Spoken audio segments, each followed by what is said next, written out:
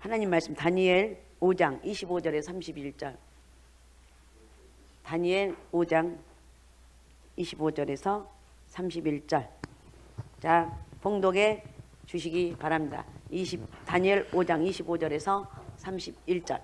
기록된 글자는 이것이니 곧 메네메네 데겔 우루 우바르신이라.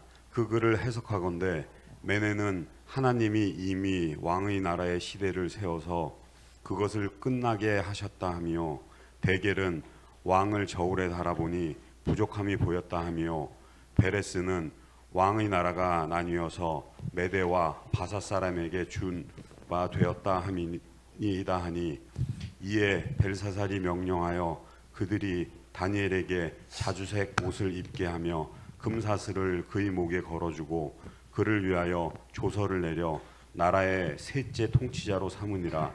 그날 밤에 갈대아 왕 벨사살이 죽임을 당하였고 메대 사람 다리오가 나라를 얻었는데 그때 다리오는 62세였더라. 아멘. 아멘. 오늘은 메네메네 데겔 우바르신. 뭔 말인지 모르지만 한번 같이 해봅시다. 자, 저 글씨는 읽을 수 있죠? 틀어놔요. 자, 메네메네 데겔 우바르신. 자, 크게 한번 해봅시다. 시작. 메네메네 데겔 우바르신. 네, 다시 한번 시작. 메네메네 데겔 우바르신. 발음 짱. 다시 한번 시작. 메네메네 데겔 우바르신. 아멘. 오늘 이 말씀에 대해서 살펴보겠습니다. 다니엘 5장은 역사의 섭리 가운데 닥치는 바벨론 제국의 마지막 장면이에요. 그러니까 아무리 번성해도 망할 때가 있다는 거예요. 우리는 아무리 지금 연약한 가운데 있어도 나는 흥할 수밖에 없다. 하나님이 함께 하시기 때문에 절대 잃어버리지 말 것은, 내가 누누이 강조하고 또 강조했는데, 하나님의 은혜를 잊지 말자. 하나님이 나와 함께 하신 것을 잊지 말자. 이 믿음으로 살아가는 거예요.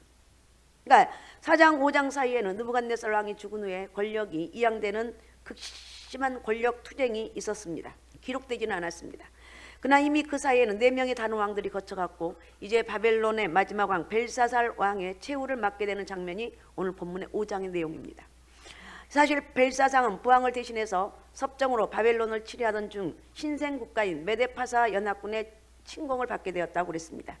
역사가 헤로도스의 기록에 의하면 고레스를 선봉을 한 메데파사군이 북쪽으로 침공하자 이에 맞서 바벨론 군사가 싸웠으나 크게 패합니다. 그래서 퇴각해서 천년의 요새 큰 성 바벨론을 방패로 메대군과 대치하게 되었는데, 그 상황이 오늘 본문의 배경이라는 거예요. 오늘 본문을 보면 벨사살 왕은 큰 잔치를 열었습니다. 접근에 완전히 성이 포위된 상태에서 잔치를 연 것은 전쟁 중에서 시기가 떨어진 선의 친아들에게 용기를 북돋아주기 위해서였다, 이렇게 말합니다. 그때 벨사살 왕은 예루살렘 성전에서 전리품으로 빼앗은 그 성전 기물, 하나님께 제사를 드릴 때 사용되는 성전 기구를 가져왔습니다. 그리고 그것으로 잔을 삼아서 왕을 비롯해서 귀인들과 왕후들과 빈궁들이 술을 마시고 금과 은과 동, 철, 나무, 돌로 만든 우상 앞에 찬양을 했습니다. 이것은 전능하신 하나님께 대한 정면으로 도전한 신성모독입니다. 절대 우리는 신성모독한 죄를 지으면 안 돼요. 아셨습니까? 우리는 하나님이 여기까지 인도하셨고, 내가 다른 건 다 용납을 해도 하나님의 은혜를 잊어버리면 안 된다. 다른 건 다 부족하고 연약해도 하나님이 나와 함께 하신다는 이 사실을 잃어버리게 되면 우리는 거만하게 되고 넘어지게 되고 결국 망하게 된다는.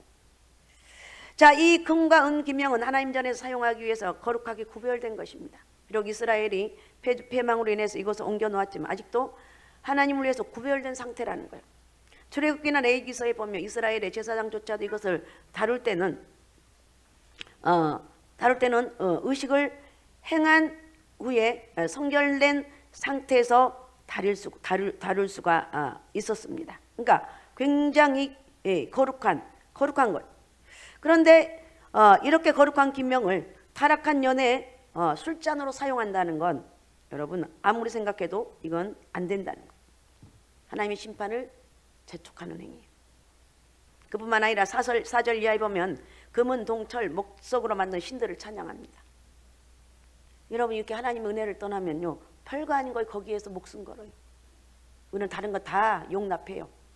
그러나 하나님 은혜만큼은 절대 빼앗기면 안 돼요. 하나님 은혜만큼 내 가슴에 딱 쥐거든. 그래서 내가 힘들고 어려울 때 주님 저와 함께 하시죠. 나와 함께한 내가 주님을 찬양합니다. 주님 내가 힘들고 사람들에게 이렇게 조롱거리가 되지만 저는 주님의 힘으로 여기까지 왔습니다. 나는 하나님 은혜 때문에 살아갑니다. 이런 고백을 혼자 중얼중얼 하라는 거예요. 그렇기 때문에 얼마나 은혜고 기쁨이냐는 거예요. 특별 새벽기도 21일 동안 하면서 여러분 한 번도 안 빠지신 분 있죠? 있죠? 예, 한 번도 안 빠지신 분 정말 축복합니다. 예, 한 번도 안 빠질 수 있도록 은혜 주셨고 또한 여러 가지 환경 여건이 있었지만 안 빠지려고 길을 썼고 우선순위가 내가 특별 새벽기도다 딱 붙잡고 갔기 때문에 올 수 있었다는 거예요. 승현이가 한 번을 빠졌다네요. 주일날 한 번. 그리고 지네 엄마가 안 깨웠대. 생각해서 이놈이 이렇게 하는데 가면 맨날 자는데 그러면서 안 깨웠는데 그날 종일 따라다니면서 엄마 나 왜 새벽기도 안 깼어? 엄마 왜 나 새벽기도 가는데 안 깼냐고 따라다니면서 하루 종일 갈구는데 엄마가 살 수가 없었대. 그러니까 애들이 이런 거에 갈궈야 돼. 그죠? 엄마 나 왜 안 깨웠어?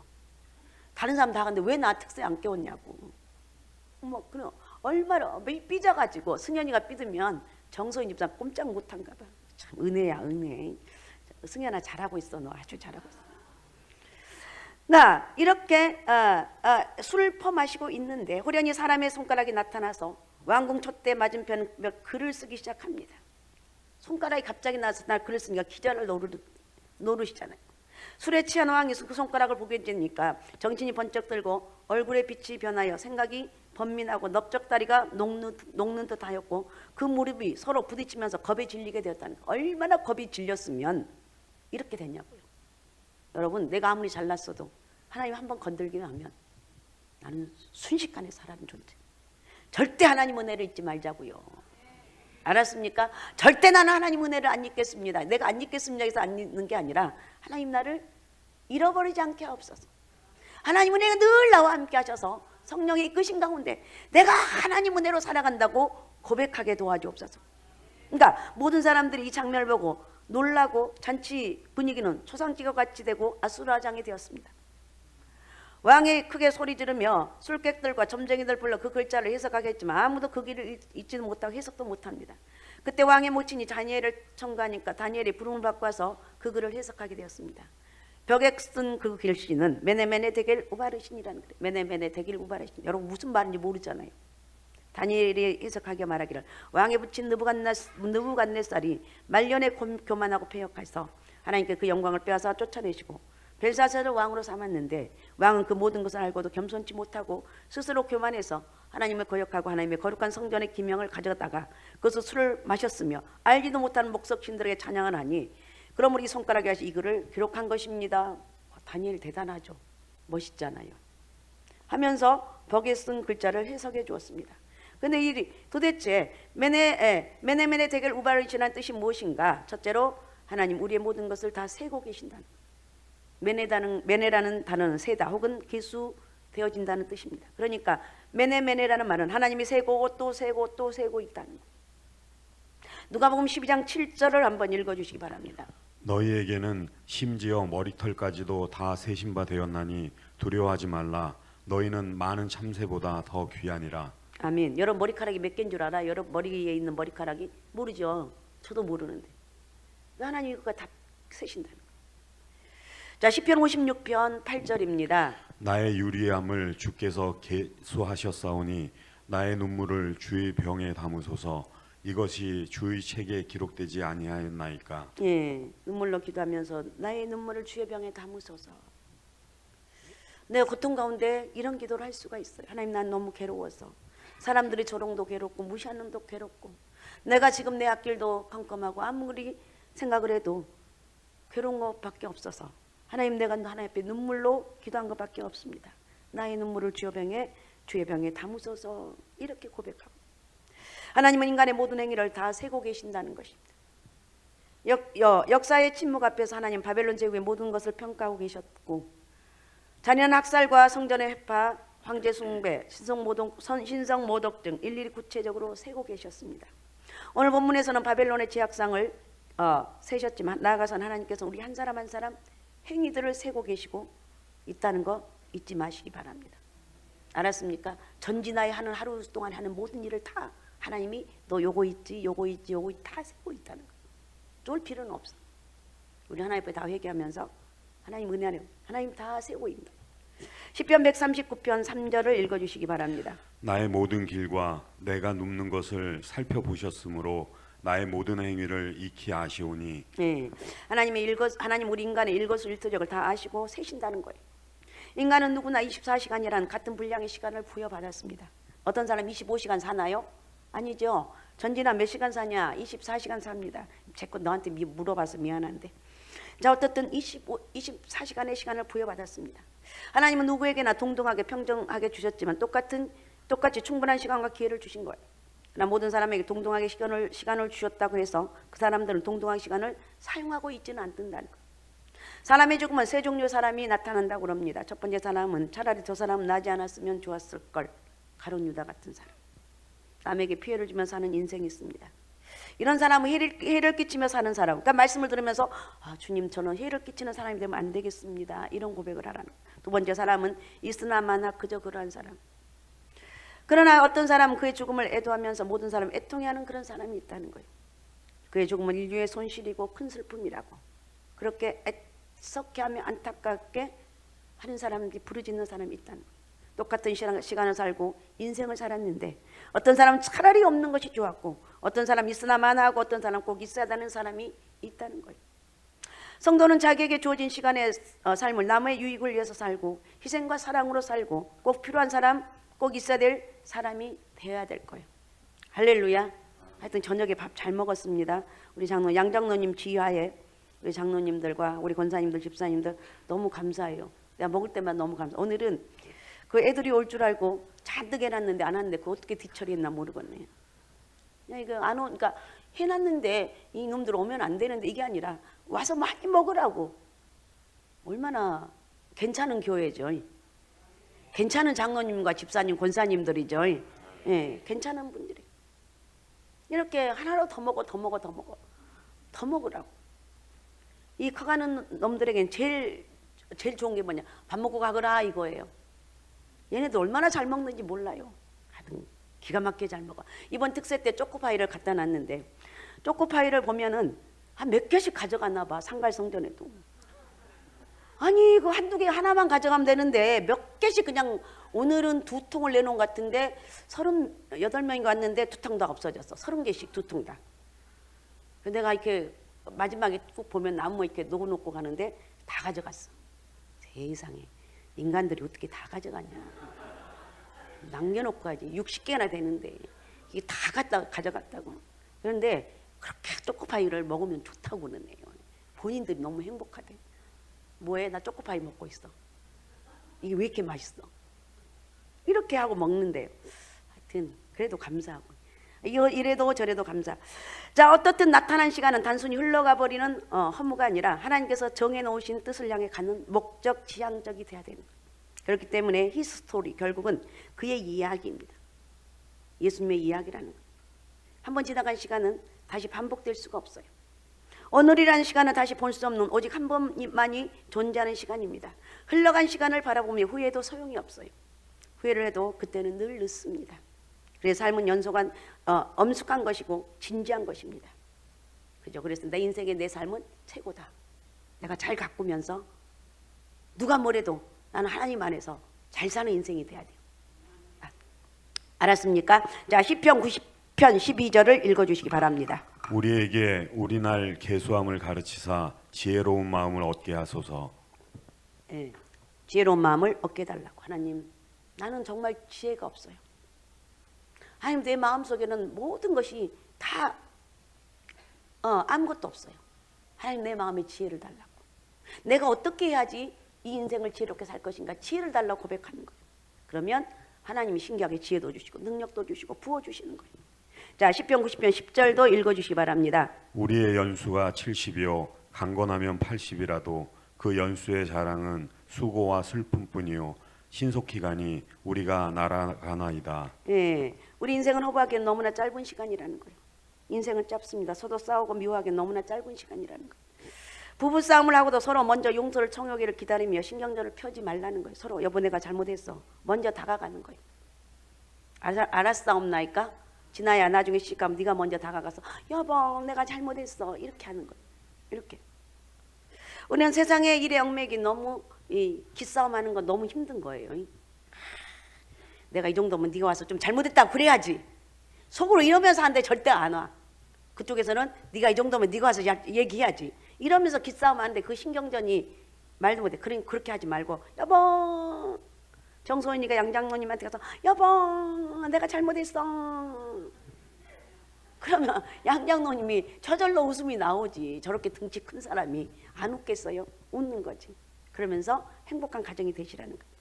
아셨습니까? 그래서 오늘 살아가는 사람도 누구를 막론하고 참으로 바쁘게 살아갑니다. 바쁘지 않는 사람이 한 사람도 바빠요. 모두들 바쁘게 인생을 살아가고 있습니다. 그래서 어떻게 시간을 사용할 것인가 이게 현대인의 고민거리. 그런데 어떻게 바쁜 세상 살아갈 것인가? 거기에서 첫 번째 우선순위를 두라는 거예요. 그 우선순위가 마태복음 6장 33절입니다. 읽어주세요. 그런즉 너희는 먼저 그의 나라와 그의 의를 구하라. 그리하면 이 모든 것을 너희에게 더하시리라. 아멘. 먼저 그의 나라 예배 시간을 똑바로 첫 번째로 지키라는 거예요. 어떤 적이 있다잖아요. 예배를 잘 지키는 거예요. 아셨습니까? 하나님께서 우리가 우리의 사용한 시간들을 모두 계산하고 계신다는 거예요. 메네메네라는 뜻은 세고 또 센다는 뜻이라고 그랬습니다. 그래서 하나님께서 우리의 모든 일거수일투족을 세고 또 세고 계심을 깨닫고 우리는 내가 어떻게 하면 주의 영광을 위해 살아갈 것인가? 내가 어떻게 하면 하나님의 영광을 위해 살아갈 것인가? 이걸 고민하면서 예배드리면서 우리 찬양하는 오늘 찬양 엄청 잘했잖아요. 찬양 리더들이 하니까 와 하늘이 열릴 것 같았어. 하나님께 어떻게 하면 영광 돌릴 것인가?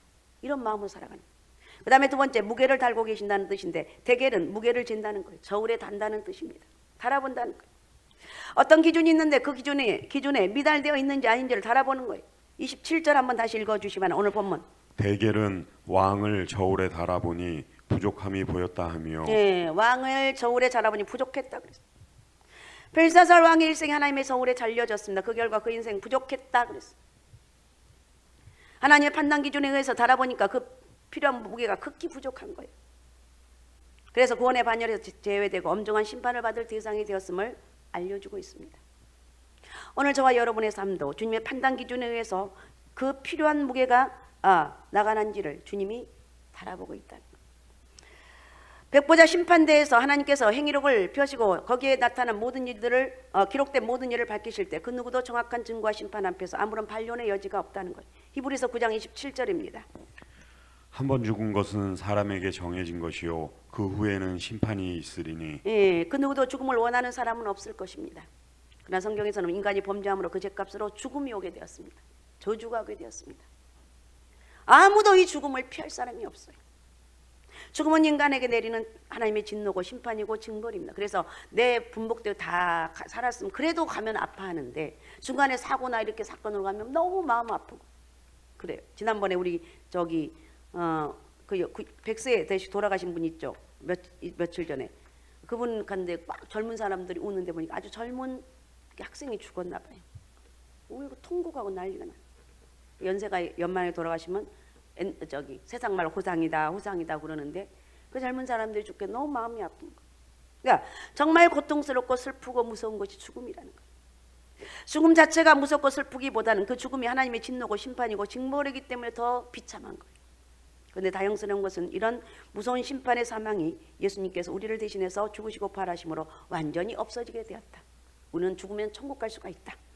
아셨습니까? 예수님은 죄를 알지도 못하신 분인데 그분은 33세 되는 해에 십자가에 못 박혀 죽으셨어요. 곧 우리를 심판하는 사명을 심판하는 사망을 죽게 하기 위해 우리 심판한 사망을 멈추게 하기 위해서 죽었다는 거예요. 얼마나 기쁘고 감사한 일이라니. 그래서 우리는 모든 죄값을 예수 그리스도 이름을 믿음으로 청산했어. 자, 우리는 그래서 구원 받았습니다. 천국 가게 된다는 거예요. 그래서 우리가 나는 그 예수 그리스도의 십자가의 대속의 은혜로 우리는 죄값을 치러줬고 부활하심으로 우리는 천국의 복을 누리게 되었다는 거예요. 우리도 다시 나중에 부활해서 영원한 천국에 들어갈 수 있다는 것을 보여주고 있습니다. 그러므로 우리는 누구든지 예수님의 죽음과 부활을 믿는 자마다 사망에서 생명으로, 심판에서 구원으로 옮겨졌습니다. 할렐루야. 그래서 어떻게 하면 하나님께서 기뻐하시는 뜻을 살까? 이거 고민하고 살아요.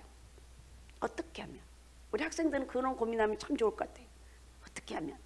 돈 많이 벌 것인가? 앞으로 내가 공부 잘해서, 물론 그런데 제가 그랬죠. 공부 잘하면 하나님 지혜도 주신다고.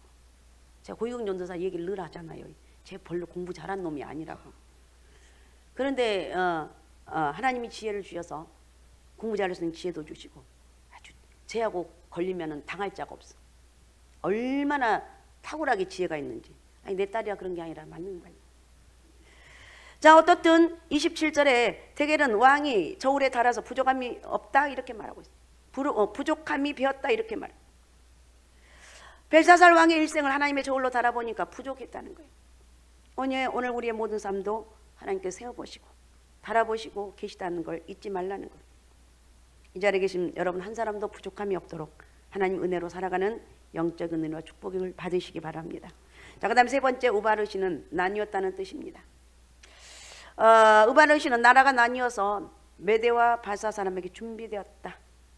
그러니까 오늘 말씀 메네메네 데겔 우바르시는 뜻은 뭐 너의 일생을 세고 달아보니까 기존에 미달이 되어서 왕의 날수가 다였고 나라를 빼앗겨 나뉘어지게 되었다 이거예요. 이 말씀이. 전능하신 하나님은 불꽃 같은 눈으로 벨사살 왕의 제약상을 낱낱이 세고 계십니다. 그 누구도 그의 눈을 피할 수가 없어요. 그러니까 벨사살 왕은 나라의 위기 속에서 가장 겸손해야 될 상황에서 그는 심히 교만했습니다. 그는 오히려 금은동 목석으로 된 우상을 섬기면서 하나님은 능멸합니다. 능멸이라고 해야 되죠. 결국 벨사살 왕은 그날 밤에 목이 베어 사살되고 말았습니다. 하나님의 심판에 들어간 거예요. 자, 베드로후서 3장 10절을 읽어주시기 바랍니다. 그러나 주의 날이 도둑같이 오리니 그날에는 하늘이 큰 소리로 떠나가고 물질이 뜨거운 불에 풀어지고 땅과 그 중에 있는 모든 일이 드러나리로다. 아멘. 모든 것이 드러날 때가 있다는 거예요. 이게 하나님이 하신 일이에요.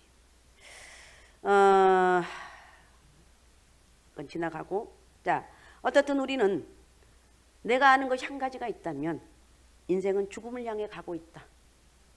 알았습니까? 태어난 그 순간부터 죽음을 향해 가고 있다는 거. 이렇게 짧게 인생은 뭐냐? 죽음을 향하게 가고 있다는 걸로 한마디로 말할 수가 있어요.